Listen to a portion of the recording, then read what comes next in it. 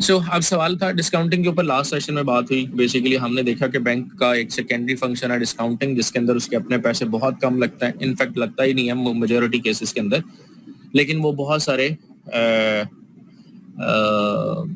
पैसे कमा लेता है और उस पर ट्रेड को भी फायदा होता है। तो यहाँ पे हमने लास्ट में देखा था ट्रेड को फायदा ये होता है कि एक शख्स जिसको बाद में पैसे मिल रहे हैं वो पहले लेके कारोबार के अंदर इन्वेस्ट कर देता है और अपना साइकिल जो है वो सर्कल दोबारा से चला लेता है। तो that was related to discounting of bills. Now we just move on to like ये कुछ हमारे पास टॉप कुछ छोटा सा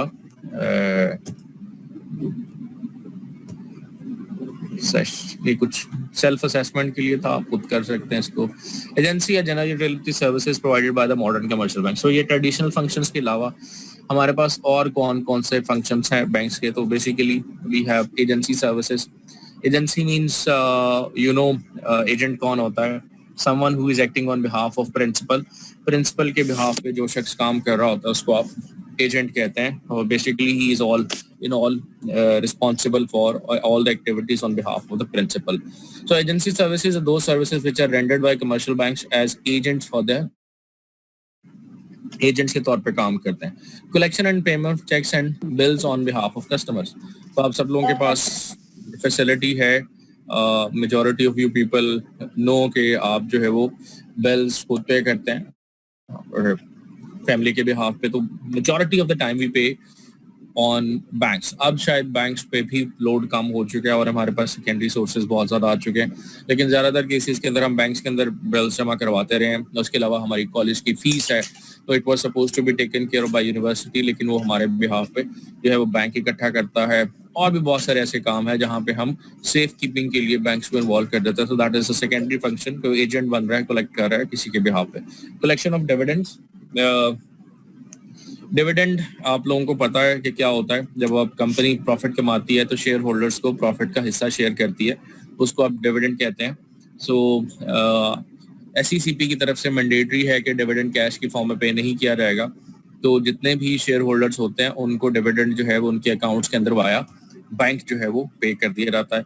इंटरेस्ट एंड रेंट आप ये भी कलेक्ट कर सकते हैं बैंक के थ्रू, अगर कोई कस्टमर जो है वो सारी की सारी सर्विसेज जो है वो आउटसोर्स करके किसी बैंक को दे देता है। Next we have purchase and sale of shares and security on behalf of customer. So basically ये बैंक का एक सेकेंडरी ऑपरेशन है। बैंक की एसेट मैनेजमेंट भी होती है। एक कंपनी होती है, कई दफा वो जो है वो बैंक का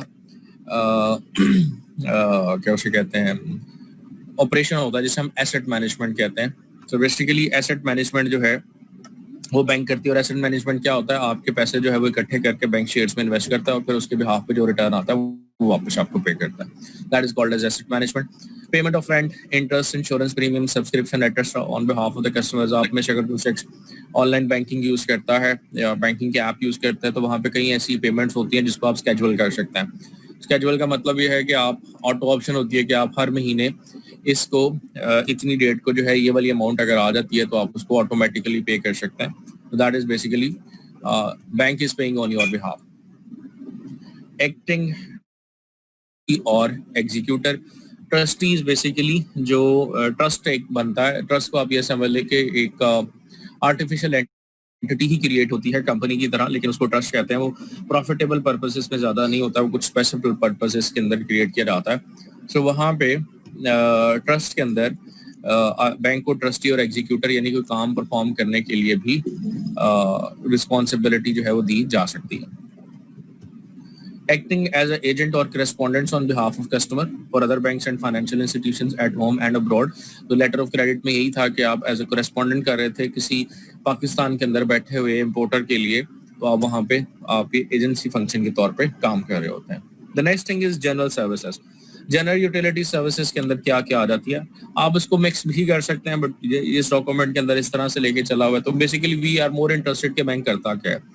we are not that much interested के बैंक जो है वो यूटिलिटी में क्या फॉल करता है या एजेंसी में क्या फॉल करता है। बेसिकली फॉल जिसमें करता है उसकी ही इंस्ट्रक्शंस को देखना है कि कर क्या रहा है। लेटर ऑफ क्रेडिट देता है, ठीक है। Under writing of shares.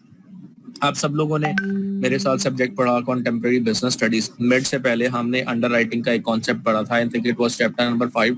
Underwriting क्या है कि जब कंपनी एक स्पेसिफिक अमाउंट ऑफ शेयर्स को इशू करती है और उसको लगता है कि शेयर्स इशू नहीं हो के सारे पूरे नहीं होते सब्सक्राइब, यानी सारे नहीं बिकते, तो आप दरमियान में एक बैंक को इन्वॉल्व कर देते हैं, उससे is basically underwriting of shares and debentures also. अगर आप लोन ले रहे हैं, उधार ले रहे हैं और बैंक का चैनल यूज कर रहे हैं उधार लेने के लिए, तो आप डिबेंचर्स को भी अंडरराइटिंग के तौर पे यूज कर सकते हैं।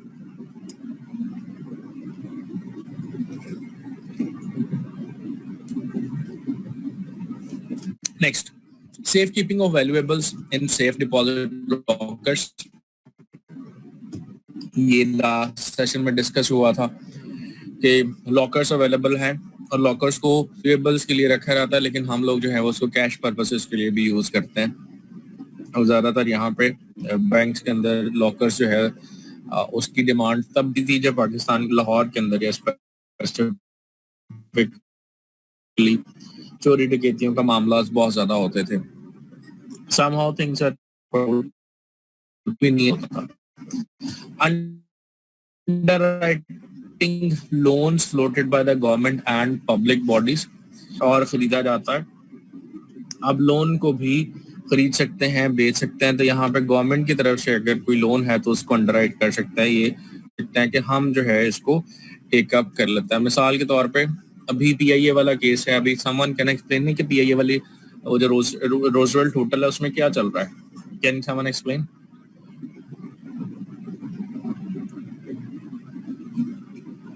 लेटेस्ट इंफॉर्मेशन क्या है उसके बारे में? पीआईए का जो एक होटल है न्यूयॉर्क के अंदर, I think it is in Manhattan. Manhattan काफी महंगा इलाका है सर, उसको बंद कर दिया है किसी वजह से। ठीक है, कोई वजह नजर आ रही क्यों बंद किया? कोई डिटेल इंफॉर्मेशन नहीं है सर उसकी। पॉलिटिकल साइड्स को लहदा रखिएगा जी, उससे रिलेटेड नहीं, उसके अलावा। यस, मुझे मैसेज आया शाहरुख का कि जी लोन का इशू है। यस, रूजवेल्ट होटल जो है हमारा, उसका तकरीबन 105-6 मिलियन डॉलर का लोन है, जेपी मॉर्गन से लिया हुआ। जेपी मॉर्गन एक इंटरनेशनल फर्म है, इन्वेस्टमेंट बैंक है जो बहुत सारी सर्विसेज प्रोवाइड करता है, उसमें से एक जो है वो जेपी मॉर्गन ने लोन की भी है।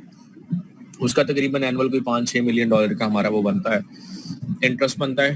तो एक और कंपनी है, उसका नाम है आई एम नॉट श्योर, एमएसडी,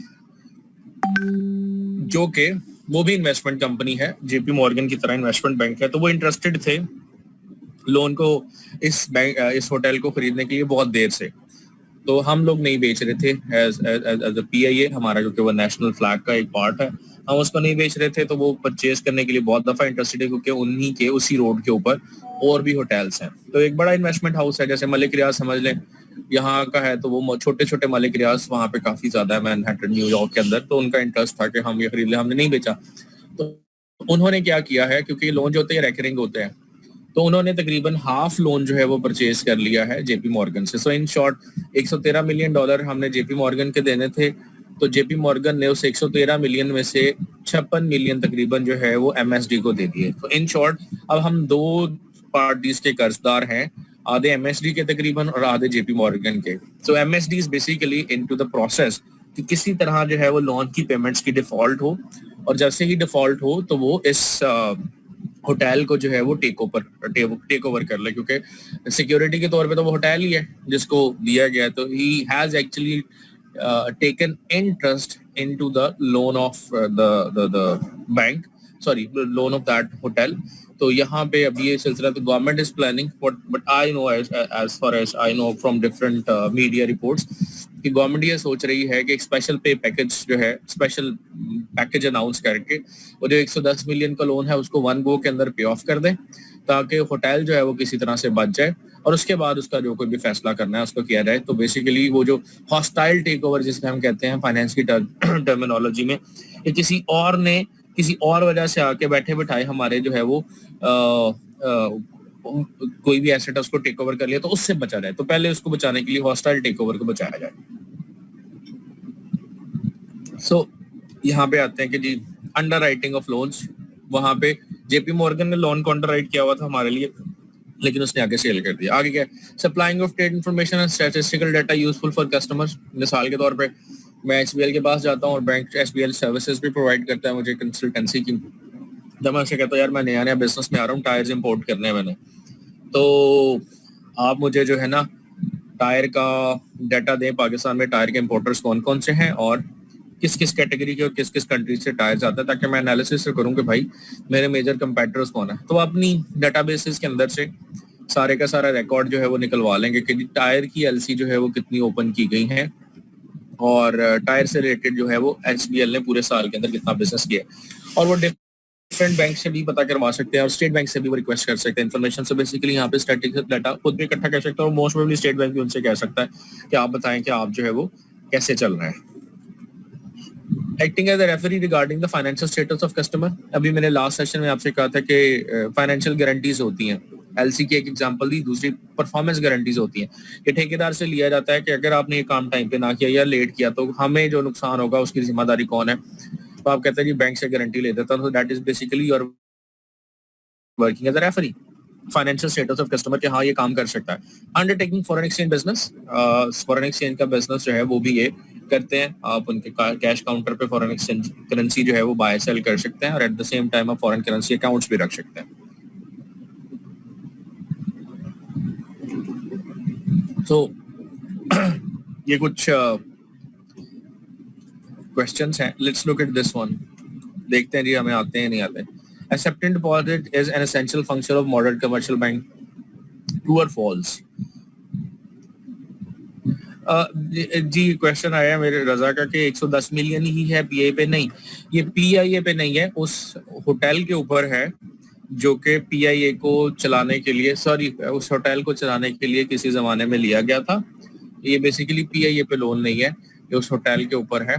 तो पीआईए तो लॉस में जा रही है, उसकी जो कंपनसेशन है वो किसान की तरफ से होती है, तो उस होटल के ऊपर है। वो एक अलग सब्सिडरी कंपनी है, एक अलग से कंपनी है पीआईए की जो कि होटल मैनेजमेंट को देख रही है। सो बेसिकली पीआईए के नहीं है, अदरवाइज ज्यादा मसला होता है तो वो पीआईए के जहाज भी शायद हमें बेचने पड़ जाता है। लेकिन हमने एक सेपरेट लीगल एंटिटी क्रिएट की, एक जिस जमाने में ये बना था किसी ने अच्छा ही फायदा दिया था उनको, यानी अच्छा मशवरा दिया था कि अगर वो लॉस में जाएगा होटल तो उसका इफेक्ट जो है वो आपके मेन ऑपरेशन यानी फ्लाइंग ऑपरेशन पे नहीं आएगा।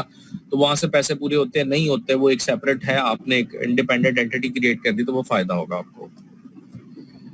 सो पहला question, accepting deposit is an essential function of modern commercial banks. I guess it is true, इसमें कोई शक नहीं है। मेन फंक्शन ही यही है कि डिपॉजिट लेना है और उसके बाद आगे उसको लोन की फॉर्म में पे करना। Next is granting loan to borrower is not the main function of bank. False, ये भी मेन फंक्शन में ही फॉल करता है जी। Next we have ancillary services are also known as supplementary functions of commercial banks too. ancillary का मतलब होता है associated, जो मिलती जुलती होती है, उसको supplementary function कहते हैं। हाँ जी, supplementary होते हैं, वो मेन काम नहीं है। जैसे लॉकर प्रोवाइड करना ये मेन काम नहीं है, अलग साथ साथ चलता है। General utility services are called non banking services, true. Non banking में आती है, जैसे बिल इकट्ठे कर लेना, ठीक है, और फीसेस इकट्ठी कर लेना, ये non utility service, non banking services होती है। Services rendered by banks to general public constitutes the main function of banks. अब this is very general statement. Services rendered by banks to general public, यानी वो services जो bank general public को देता है वो मेन फंक्शन है उसके, तो नहीं। बिल इकट्ठा करना भी तो है, वो जनरल पब्लिक को ही दिया जा रहा है, तो बिल इकट्ठा करना जनरल पब्लिक को ये वाली फैसिलिटी देना बैंक का मेन काम नहीं है। मेन काम डिपॉजिट और लैंडिंग है। Bank charges some amount for services rendered, obviously मुफ्त में तो नहीं करते ना।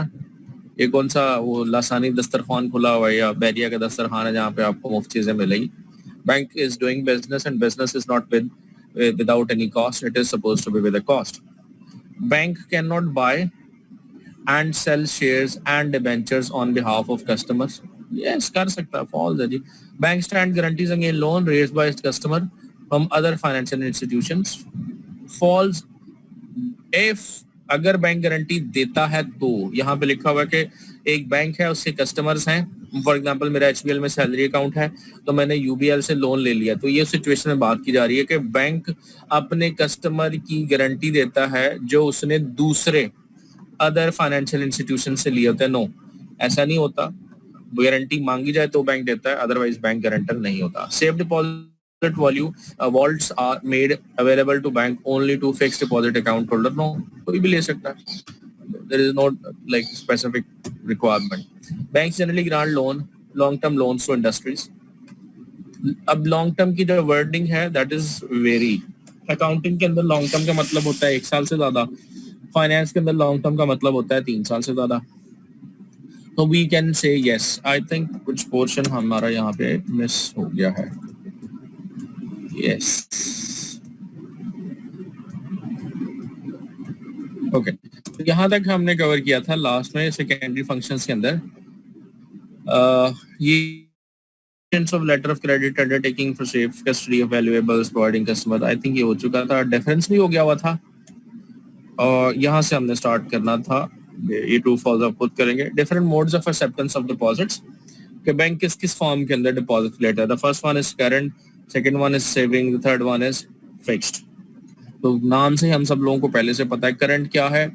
कभी भी कोई भी चीज आप डिपॉजिट करवा सकते हैं, कभी भी किसी भी टाइम आप उसको विड्रॉ करवा सकते हैं। इसके ऊपर आपको किसी किस्म की पेनल्टी नहीं होती और ना एट द सेम टाइम किसी किस्म का कोई आपको रिटर्न पे करना पड़ता है। समहाउ कुछ आपको पेमेंट जो है वो मिनिमम बेसिक रिक्वायरमेंट के तौर पर रखनी पड़ती है। कुछ बैंक्स में तो जीरो है, लेकिन जो बड़े बैंक है जिनका अपना स्टैंडर्ड है वहाँ पे आपको मिनिमम अकाउंट के अंदर, for example in state and standard chartered, अगर आपका करंट बैंक है तो मिनिमम बैलेंस आपका 1 लाख रुपया किसी भी वक्त मौजूद होना जरूरी है।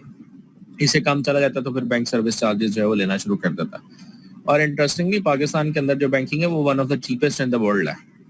बहुत सस्ती हमारी बैंकिंग है। हम जिस बैंकिंग वर्ल्ड के अंदर रह रहे हैं यहाँ पे बहुत कम पैसे जो है वो पे करना पड़ते हैं, क्योंकि हमारा जो बैंकिंग सिस्टम है वो काफ़ी ज़्यादा ह्यूमन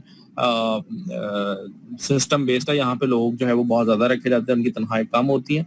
लेकिन अगर आप यही सर्विसेज दुनिया के बाहर के बैंकों में चले जाएं और आपको अगर डिमांड ड्राफ्ट या पे ऑर्डर बनाना पड़ जाए तो कम से कम 10-10, 12-12 डॉलर जो है उसके चार्जेस बनते हैं। तो $10 भी अगर पे करना पड़े डिमांड ड्राफ्ट के लिए तो imagine how much it is a cost. 170 रुपए का $1 है तो तकरीबन 1700 रुपए 1800 रुपए आपके बन जाते हैं डिमांड ड्राफ्ट के चार्जेस।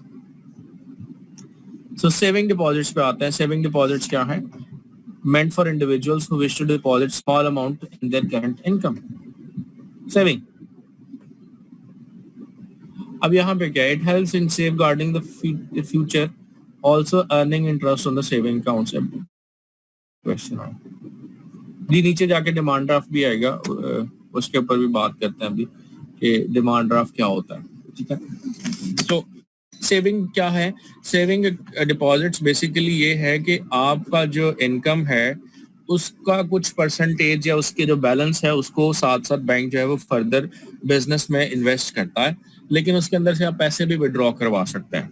ठीक है, जो करंट अकाउंट है उसमें तो कुछ भी नहीं मिलता। सेविंग अकाउंट पे आपको इंटरेस्ट पे मिलता है, लेकिन उसके साथ साथ आप पैसे विड्रॉ भी करवा लेते हैं। फॉर एग्जांपल आपके जो पेंशन के अकाउंट्स हैं, जितने भी लोग जो पेंशनर हैं और उनके पेंशन के अकाउंट्स हैं और उनके अंदर एक स्पेसिफिक अमाउंट तक जो है पैसे पड़े रहते हैं तो उसके ऊपर उनको रिटर्न मिलता है। So I know for the better reason because my mother is a pensioner, तो उनकी जो पेंशन पड़ी रहती है तो साल में 2 दफा उनको जो है वो इनकम जो है वो प्रॉफिट एंड लॉस अकाउंट जो है PL अकाउंट कहते हैं, उसके ऊपर साल में 2 दफा जो है वो इनकम क्रेडिट होती है उनके अकाउंट के अंदर।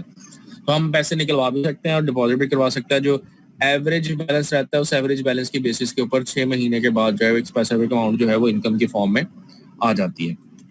तो आपका बेनिफिट यानी फिक्स्ड और सेविंग अकाउंट के अंदर फर्क ही है कि फिक्स्ड डिपॉजिट में आप पहले पैसे निकलवाएंगे तो बहुत ज्यादा पेनल्टी होती है और आपका रिटर्न जो है वो बहुत कम हो जाता है। सेविंग में रिटर्न की वैल्यू कम होती है, लेकिन आपके पास एक बेनिफिट होता है कि आप साथ साथ पैसे को ड्रॉ करवा सकते हैं और बाकी सारी बैंकिंग फैसिलिटी जो है वो साथ साथ चलती रहती है। फिक्स्ड है, ऑब्वियसली नाम से पता चल रहा है, एक स्पेसिफिक डेट टाइम और वक्त के लिए जो है वो अपने डिपॉजिट्स को फिक्स करेंगे और फिर उसी हिसाब से इसको लेके चलते हैं आगे। इंटरेस्ट जो है अगर टाइम के लिए उसी टाइम के लिए आप फिक्स करके रखते हैं तो बहुत ज्यादा मिलता है आपको, और अगर आप उसको पहले लिक्विडेट करवा लेते हैं तो इंटरेस्ट के अंदर डिडक्शंस होती है। पाकिस्तान के अंदर फिक्स्ड डिपॉजिट्स के ऊपर कौन सा ऐसा इंस्टीट्यूट है जो सबसे ज्यादा पैसे देता है? Any idea? Someone can please guide me? कौन सबसे ज्यादा पैसे देता है fix deposit? Yes sir, sir कौमी बचत सबसे ज्यादा प्रॉफिट दे रही हाँ है। जी, कौमी बचत वाले जो है नेशनल सेविंग्स वाले, उनके कुछ बहबूद सर्टिफिकेट्स हैं, लेकिन वो 60 साल से ऊपर के लोगों के लिए है। ठीक है, नहीं सर, अगर उसका वैसे भी रिटर्न आप देखें ना तो वो ज्यादा ही है, बाकी जितनी भी बैंकिंग है, नहीं, मैं उसकी एसबीएल ले लें, कंडीशन बता यूबीएल रहा ले हूँ कि वो बहबूद में हर कोई जी। इन्वेस्ट नहीं कर सकता। आपको 60 नहीं, साल उसकी से ऊपर, वैसे भी ज्यादा है सर, मतलब हाँ, बहबूद के जनरल अलावा दूसरे में है, हाँ, दूसरे वाले भी जनरल ज्यादा। में भी अगर एक यंग मैन भी जाते हैं तो उनका प्रॉफिट ज्यादा है हाँ एज जी, कम्पेयर टू अदर्स। लेकिन उनका एक प्रॉब्लम अभी तक है जिसकी वजह से काफी लोग जो है वो हेजिटेट होते हैं, वो मैनुअल सिस्टम चल रहा है उनका।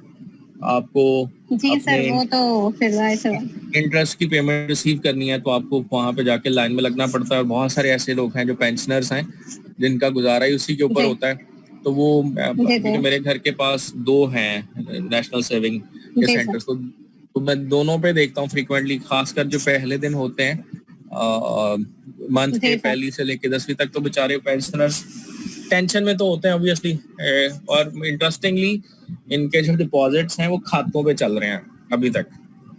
जी सर, वो जाहिर सी बात है, कौमी बचत इदारा ही वो गवर्नमेंट का, तो आपको पता है फिर वो ऑल्दो कि भी उनके बेहतर पास नहीं है। डिपॉजिट्स बहुत ज्यादा, दिस इज फॉर एवरीवन, सब लोगों को बता रहा हूँ कि वो बहुत अच्छा है। अगर किसी का नियर फ्यूचर में कोई रिलेटिव या कोई फादर मदर में से रिटायर होने वाला है तो उनको एडवाइस यही कीजिएगा जी कि सर, कौमी बचत सबसे बेस्ट है। आप उसका जो फिक्स्ड है उसको, उनका एक पेंशन फंड भी है। अब उस जी sir. Pension, I am not marketing for anyone, but what I have seen, आज से कोई 4-5 साल पहले I was in for investing certain sum of money, but I made another decision, मैंने इन्वेस्ट नहीं किया कुछ वजूहात की वजह से। But what I had seen कि इसका कोई कंपैरिजन नहीं है, कौमी बचत वालों का कोई जी। कंपैरिजन नहीं है।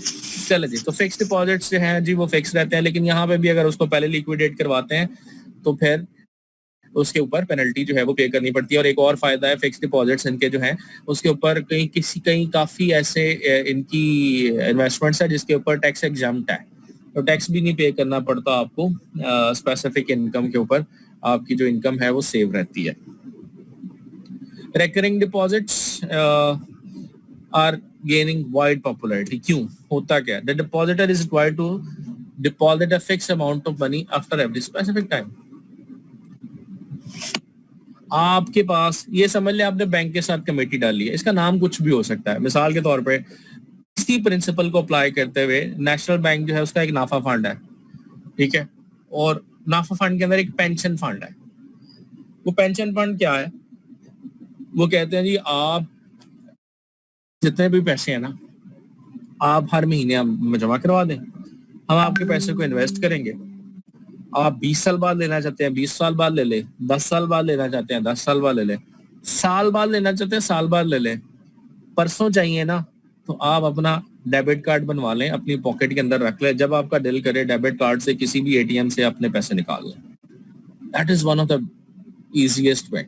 बहुत सारे प्राइवेट इंस्टीट्यूशंस आपको पता है, बल्कि ऑलमोस्ट तकरीबन तमाम के तमाम ही पेंशन नहीं देते, लेकिन ऑब्वियसली जिंदा तो 60 साल के बाद भी रह सकते हैं अगर जिंदगी अल्लाह ताला ने देनी है, ठीक है, तो जरूरत तो पड़ती है 60 साल के बाद पैसे की। और खासकर आजकल वो लोग जो कि आज से 20-30 साल पहले सरकारी नौकरी में लग गए, जब सरकारी नौकरी लेना आसान था, और आज वो रिटायर होते हैं, तो वो बहुत सारे जवान लोगों की अर्ली इनिशियल सैलरी से ज्यादा मिलती है। तो फिर वहां पे हमें नजर आता है कि यार this is where the government takes care of its employees. के गवर्नमेंट से बड़ा अच्छा एम्प्लॉयर कोई भी नहीं होता जो कि अपने एम्प्लॉयज की उसकी सर्विस के बाद भी उसका फायदा लेता है। तो क्योंकि पेंशन को गवर्नमेंट जो है वो अब पसंद नहीं करती, क्योंकि आईएमएफ के बहुत सारे बेल आउट पैकेजेस जो हमने रिसीव किए हैं उसके अंदर one of the biggest objection ये होता है कि तकरीबन 470 अरब रुपए हम हर साल पेंशन की फॉर्म में देते हैं, और लेकिन ये सारी सरकारी सिविलियंस की नहीं है, इसमें से सिर्फ 110 या 120 अरब रुपए सिविलियंस की है और 350 अरब रुपए जो है वो मिलिट्री वालों की पेंशन है।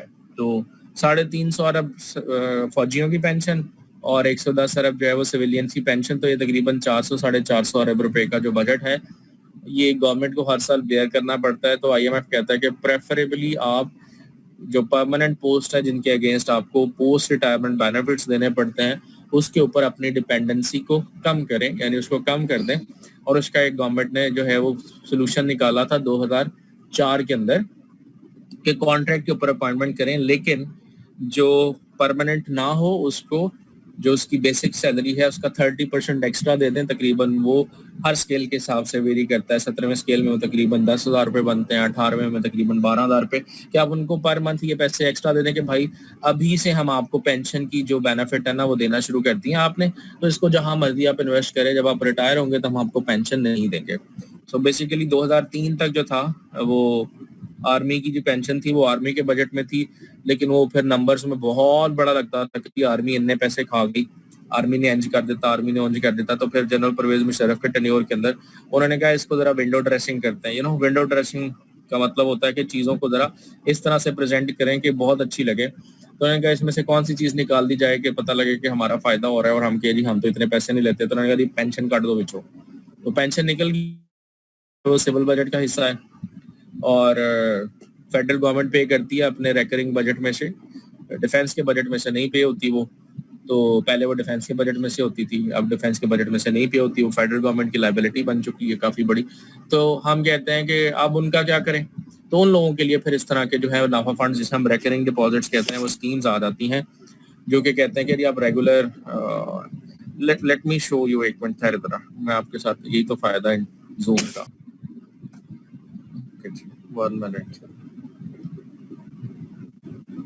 आपके सामने ये वेब ब्राउजर नजर आ रहा होगा। अब मार्केटिंग नहीं कर रहा जी इनकी बेसिकली, तो ये एक बेनिफिट है जो कि वो कहते हैं जी आप खुद कैलकुलेट करें। सो ये उसी की एग्जांपल दिया, तो वो कहते हैं जी लेट्स सपोज अभी आपकी एज क्या है, सो लेट्स टेक जी 35 साल उम्र है कैंडिडेट की। वो कहते हैं आप रिटायर कब होना चाहते हैं। इन शॉर्ट आप समझते हैं कि इस साल के बाद मेरे से नौकरी नहीं होगी। मैं कहता हूँ 60 साल बाद नौकरी नहीं होगी। Until what age do you expect to live? कितने साल तक आप समझते हैं कि जिंदा है। एक शख्स कहता है जी 70 साल तक वो जिंदा रहेगा। आज वो 35 साल का है, 60 साल में वो रिटायर होना चाहता है, उसको लगता है 70 साल के बाद वो ऊपर पहुंच जाएगा। कहता है जी करंट मंथली एक्सपेंसेस आर, हम कहते हैं जी उसके 50,000 एक्सपेंसेस हैं, and you expect these to टू रिमेन लाइक 80% ऑफ योर लाइफ। 80% जो है वो सारी जिंदगी मुझे 50,000 की जरूरत पड़ती रहेगी। What age annual inflation do you expect during? वो कहते हैं जी रेट ऑफ इन्फ्लेशन, आप कहते हैं जी एवरेज कितनी रहेगी पूरे साल, यानी आप 8% हर साल बढ़ेगी। How much annual profit do you expect on your investment during your working years? मैं कहता हूँ जी 12% एनुअल प्रॉफिट हमारा रहेगा। How much you savings do you currently have? अभी कितने हैं जो आप कहते हैं जी लमसम मैं अकाउंट में जमा करा लूं। मैं कहता हूँ जी 5 लाख मेरे पास पड़े हुए। What average annual rate of inflation do you expect during the retirement years? ठीक है, मैं कहता हूँ जी उस वक्त तकरीबन 8% ही होगा। How much annual profit rate do you expect invested during your retirement years? उसके ऊपर भी बात कर सकते हैं। मैं इसको अब करता हूँ जी कैलकुलेट। कैलकुलेशन इसमें क्यों नहीं की?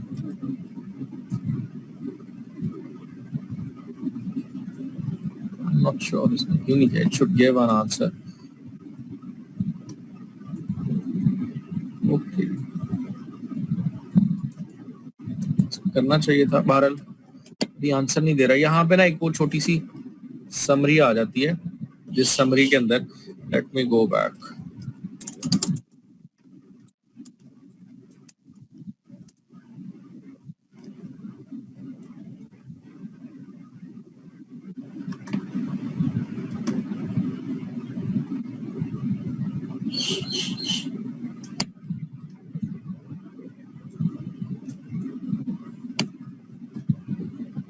शायद ओके ओके लेट मी गो, सॉरी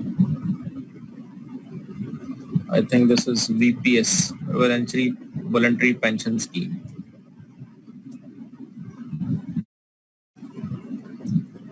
वो कहते हैं जी आज अब 2 मिनट रह गए हमारे पास तकरीबन। मैं कहता हूँ जी एज 35 साल है, आज आप कितना इन्वेस्ट करना चाहते हैं। मैं कहता हूँ मेरे को 5 लाख रुपए पड़े हुए। बताऊं what is your current gross monthly salary including all benefits? This is approximately 200,000। इसको हम कहते हैं एवरेज बंदा जी पाकिस्तानी 65,000 रुपए कमा रहा है, तो रीजनेबल उसकी जॉब है। On average what % increment do you expect in your annual salary? सालाना आपकी कितनी बढ़ेगी? मैं कहता हूँ 10% बढ़ेगी। At what age do you expect to retire? मैं कहता हूँ जी 60 साल में वो रिटायर होना चाहता हूँ। What % of your salary do you wish to contribute in नाफा फंड्स? यानी सैलरी का 65,000 में से कितने % आप जो है वो इसमें बचाना चाहते हैं। मैं जरा सेशन को एक्सपायर कर रहा हूँ, अब दोबारा इसी आईडी और पासवर्ड पे काइंडली रिज्वाइन कर ले। मैं स्पेंड कर रहा हूँ, जॉब कर रहे हैं और वो कहते हैं कि मैं भी जब रिटायर हूँ तो पब्लिक सेक्टर के लोगों की तरह मेरे पास भी पेंशन के कुछ पैसे हों ताकि मैं अभी से कुछ पैसे सेव करना शुरू कर दूँ। तो एग्जांपल है, वो कहते हैं जी एक शख्स है, वो 35 साल का इस टाइम और उसके पास 5 लाख रुपए कुछ सेव पड़े हुए और वो कहता है कि जी मैं 65,000 रुपए पे पैसे कमा रहा हूँ, इस वक्त मेरी तनख्वाह है और मेरी तनख्वाह जो है वो सालाना 10% बढ़ेगी और मैं 60 साल की उम्र तक जो है वो वर्क करना चाहता हूँ, काम करना चाहता हूँ और फिर उसके बाद मैं रिटायर होना चाहता हूँ।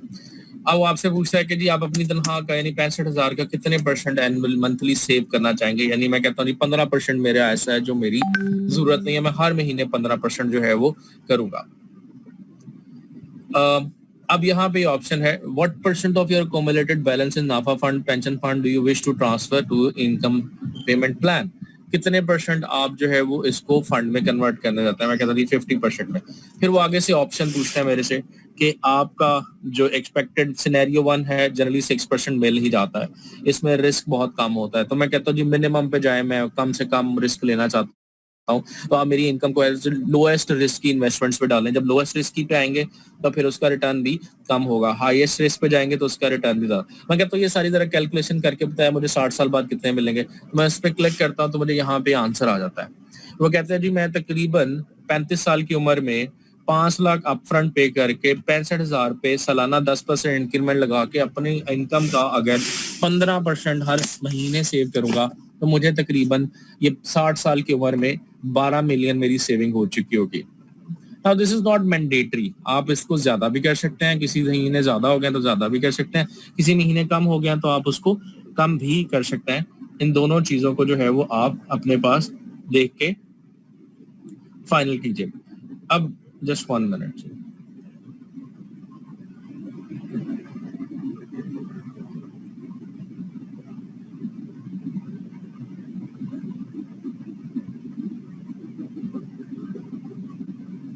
ओके।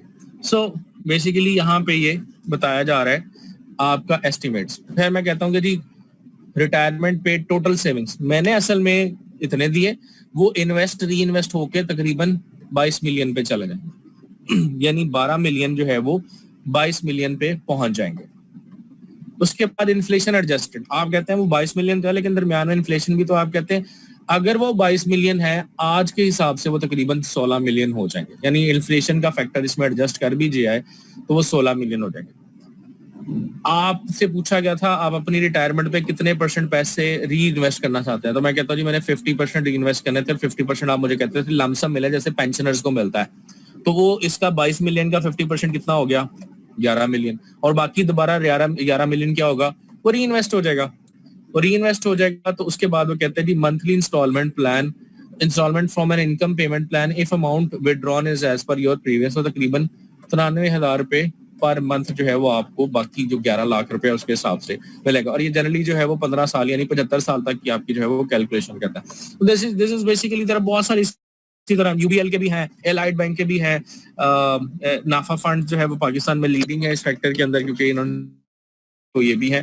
तो ये वो डिपॉजिट्स अकाउंट्स होते हैं बैकअप पे जो फ्लेक्सिबल होते हैं। जब जितने पैसे हैं, लेट्स सपोज मैं यहाँ पे कह रहा था मेरे पास इस वक्त 15 लाख रुपए पड़े हुए हैं, इसकी जरा रीअसेसमेंट करता हूँ मैं और मैं इसको ले जाता हूँ हाईएस्ट के ऊपर और इसको मैं जरा कैलकुलेट करता हूँ, तो ये देखें ये अमाउंट चली जाती है 13 मिलियन पे जो आपने इन्वेस्ट की, लेकिन इन्वेस्टमेंट का फैक्टर चेंज होने की वजह से आपका रिटर्न 47 मिलियन पे चला जाता है और उसका हाफ तकरीबन जो है वो एडजस्ट होकर इन्फ्लेशन 23 मिलियन और उसमें से ये आपकी इंस्टॉलमेंट तकरीबन 2.5 लाख रुपए के ऊपर जो है वो आ जाती है। सो इस तरह के बहुत सारे फंड्स हैं।